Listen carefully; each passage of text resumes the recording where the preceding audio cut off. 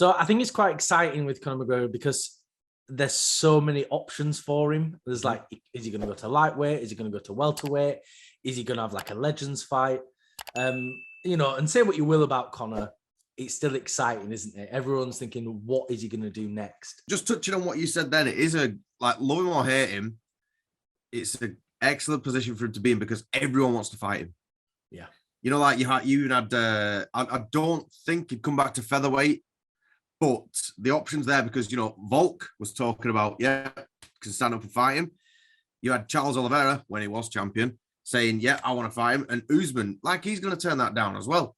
Yeah. In the sense that you've got 3 weight divisions, the champions all wanting to fight you. So it's a chance for Conor to win a belt. If it was the welterweight, be the triple champ. And if it was, and from the champion's perspective, they want the payday.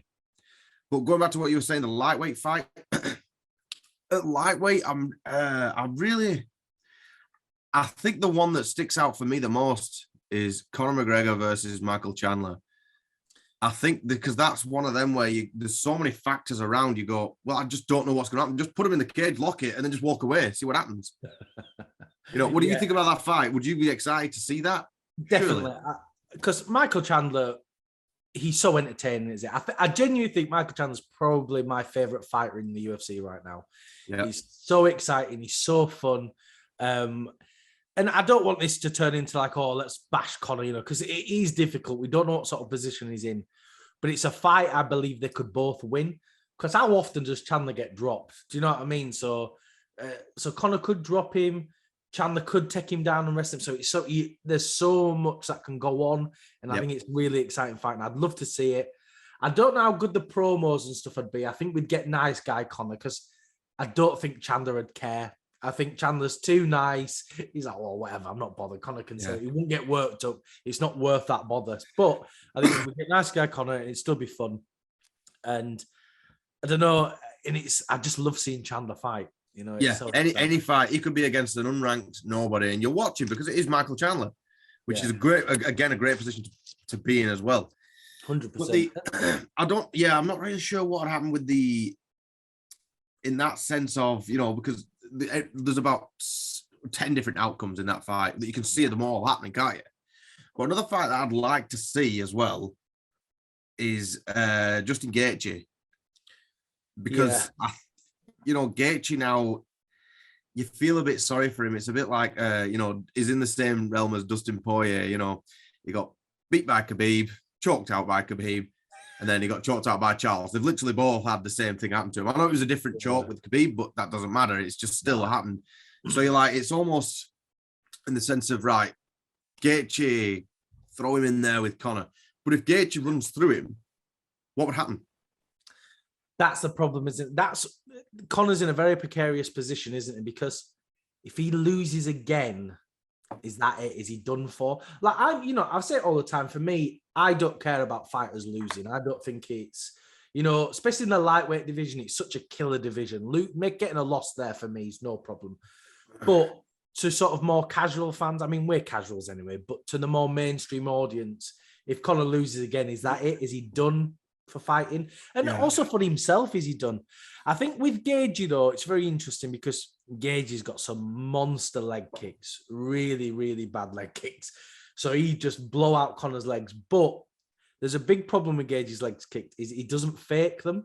He just comes in with these big chopping leg kicks, and they did nothing against Oliveira. Oliveira just went, he's not faking it, so I'll just pick it up. Just pick it up. Just pick it up. So I think Conor might get a read on that very quickly. And then Gaethje does these big, really committed overhand rights all the time. And I feel like he'd end up falling into something. It'd be an interesting fight nonetheless. But that's what's so exciting about Conor, isn't there? There's so much for him to do there. And the fight I'd love to see, what we never got to see, was him fighting Rafael dos Anjos. I think that's a great fight to make. One that never happened and should have happened. Probably a fight that would have changed Conor's career drastically because he'd never have fought Diaz. And I wonder if he hadn't fought Diaz, would he be as big a name as he is now? Because those two fights really sort of put him really up above, didn't they? I think Diaz too is one of the most watched fights in UFC, isn't it? Yeah, the RDA fight would be interesting. But for me personally, I'd see that more as more of a a bit more of a missed opportunity fight where it's a bit like, oh, it should have happened, but it didn't happen. Just because again, this is me coming from someone who's not a Conor fan. I feel like the built-in excuse is there, ready for when Conor wins or when RDA loses, should I say? Yeah, but he's old now, isn't he? You know, you look at these so that built-in excuse is already there for the likes of me. So I'm kind of, I'm contradicting myself here, but you know what I'm saying in that sense. It would have been at the time would have been great, but right now, I mean, don't get me wrong, it's a Conor McGregor guard. You could put him against a dog, and then people would tune in. He's probably fought a dog. But it's not. I don't think it's that easy a fight for Conor. Don't forget, RDA took down Colby Covington. You know, he got a takedown on Colby, and Colby's an elite wrestler. So if RDA is smart, he'll just drag Conor down. And just because like I said, the good thing is that everyone, well, the business side of it, the money side of it, all wants Conor to win, whoever it is against. But I suppose you wouldn't want to dwell too much into the whole, we're giving him an easy fight to propel him back into the win column and all this, because then it just looks stupid, doesn't it? But no, of course. But talking a lightweight, there is one more fight that really needs to be addressed, and that is if he goes for the lightweight belt and fights Charles Oliveira. Of course, he doesn't deserve that. You know, he doesn't deserve a title shot. You know, you've got to be coming off a winning streak at least to be sort of in that title contention. Of course, you know, he's got history. He's had that belt before. And of course, these legends, they are thrown into title fights. But all that aside, how do you feel that fight goes? What do you think's in store for Conor if he fights Charles Oliveira? It's a hard one, but I think it's because of how durable Charles is, because you'd think, you know, with Chandler for the belt, he got dropped. He was getting ragged around a little bit, you know. Look at Dustin. He was nailing him a little while and all this kind of stuff. And then look at Gaethje. He dropped him as well. So you always think Charles is going to get knocked out, but he always comes back. Yeah. He's like a real life Rocky movie. Yeah, he really is. Isn't he? Like he's always getting battered. He's covered in blood, losing his glasses and shit after the fight. That is funny with his glasses nicked. But then there was like, you know, but against Conor, it's the easy thing to go to is that you just take him down and submit him. Yeah. But he does stand and he does hold power in there as well. He's striking, does have power. That's something that's really underrated is Charles Oliveira's striking. Yeah, he does get knocked out Chandler, you know. Yep. Definitely can. It's really interesting, isn't it? Because in the top 10, like I've said before, I feel like almost anyone can be champion in there. It feels like such a volatile division. But out of the top 10, I think Charles Oliveira is the person I'd most likely give Conor a win over. Not because I think he can win, because of course not. But, you know, as we've said, Charles does get dropped so much. And MMA maths never works out, of course. We all know that. But if he gets hit by Conor, is that lights out? You know, especially with that titanium leg, you know. Oh yeah, he's more machine than man. And that's the thing, isn't it? So it's interesting. Like, it can go either way. It depends, because so many of these strikers, they knock Oliveira down and then they're scared to go down because they think, oh, he's just going to grapple up to me and Paul Craig. It's fun to watch as that, though, isn't it? Because when they nail him on floor, no, you're all right. Yeah. So if if Conor can punch him and while he's dead, get and just start hammer fisting him, he could win.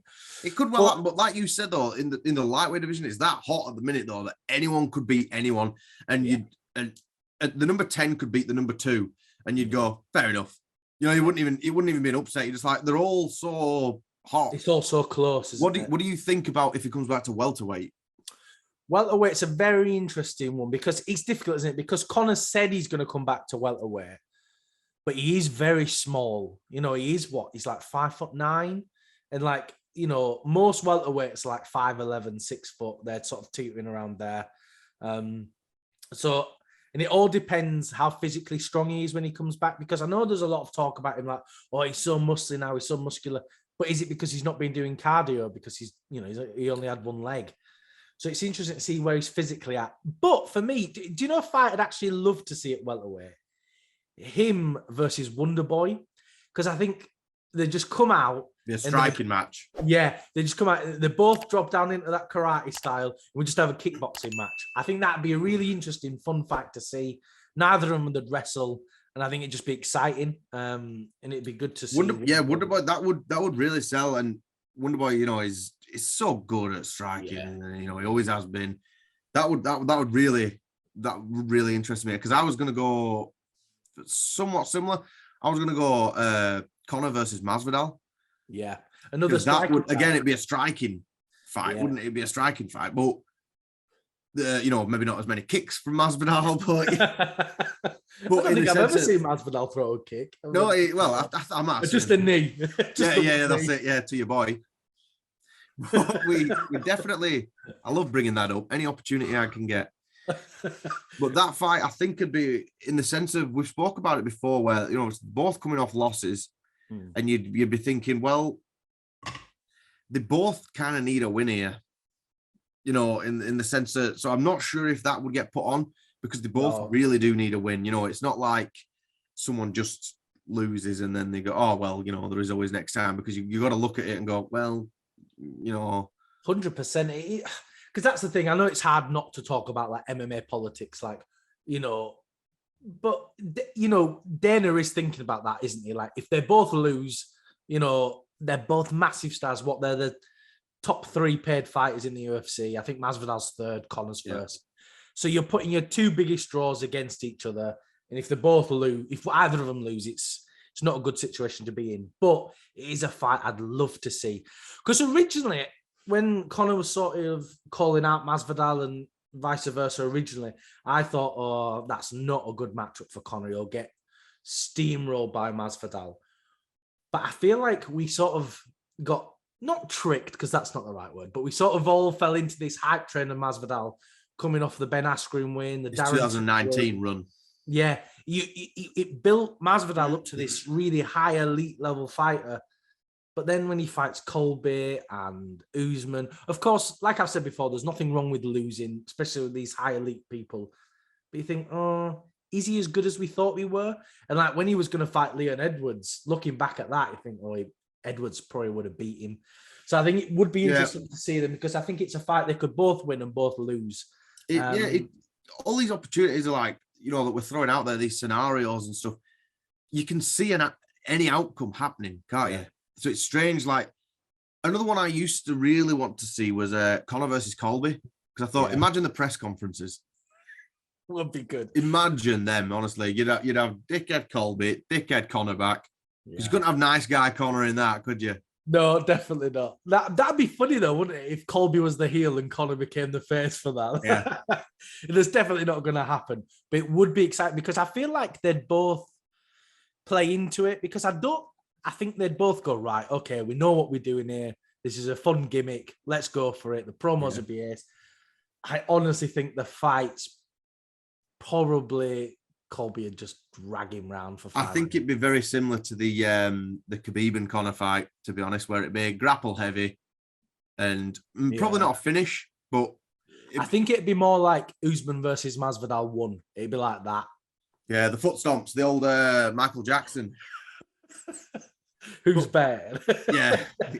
But yeah, I mean, that's an interesting fight as well.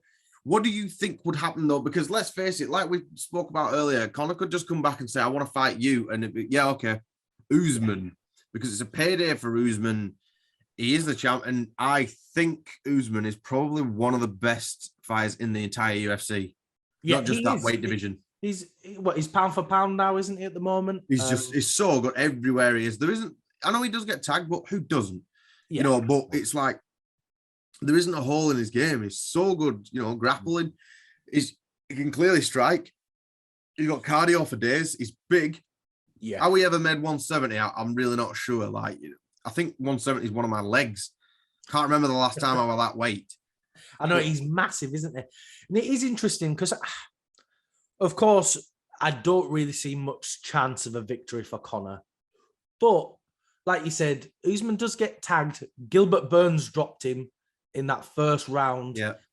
So there is chances for Conor, Oh, there's a puncher's chance with an amateur against Usman, but Of course. it is a slim chance. But It's a slim chance for sure. I could just imagine that would almost. Usman did a podcast after he beat Colby the first time with Joe Rogan, and he was talking about the dream fights, and when he was speaking about Conor, he says it almost wouldn't be fair.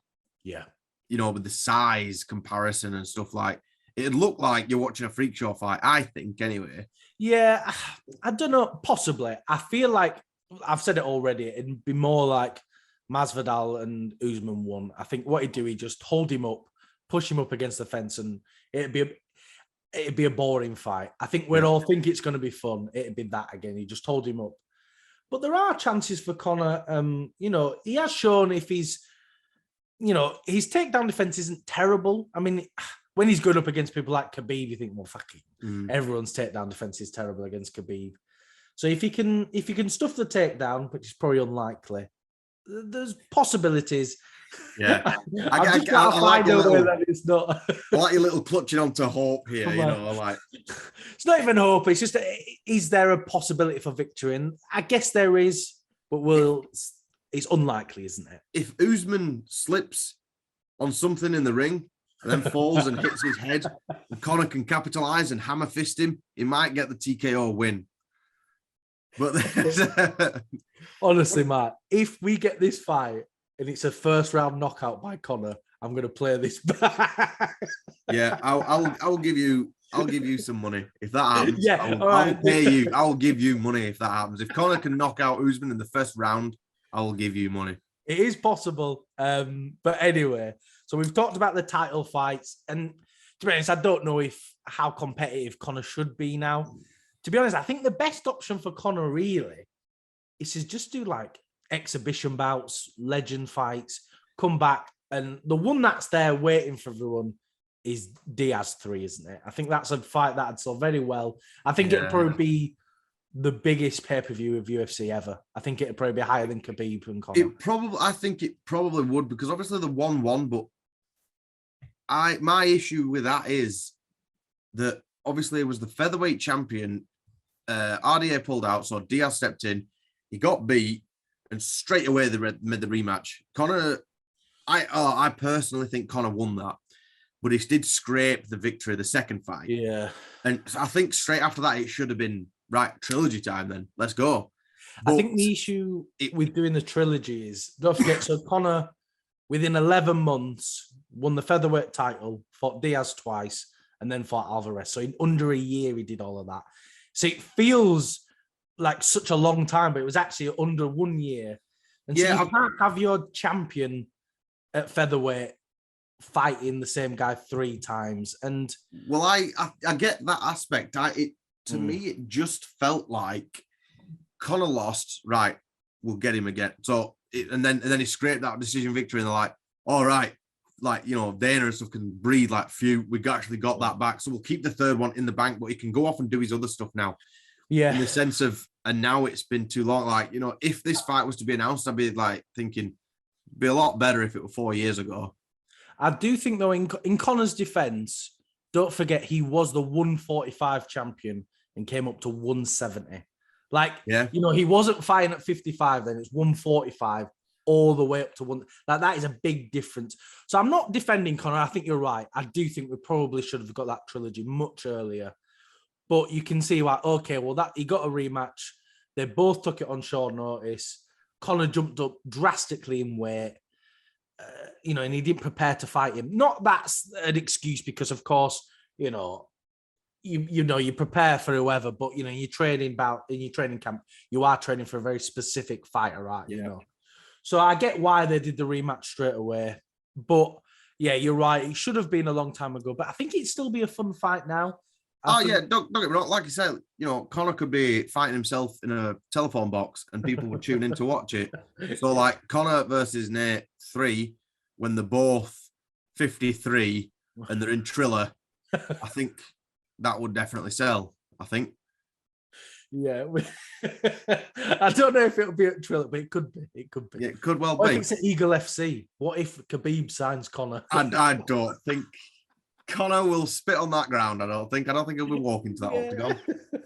So what do you think? Is there any more like sort of legends fights that you'd like to see? What about Dustin? Would you be interested in a fourth fight? Yes and no. I feel like that. So obviously the first fight years ago, you know, Conor dusted him literally, and then in the second one, you know, Dustin battered him, didn't he? The third one's really difficult because it counts as a loss, but it depends how you feel about those kind of freak accidents, freak injuries. Does that count as a win or a loss?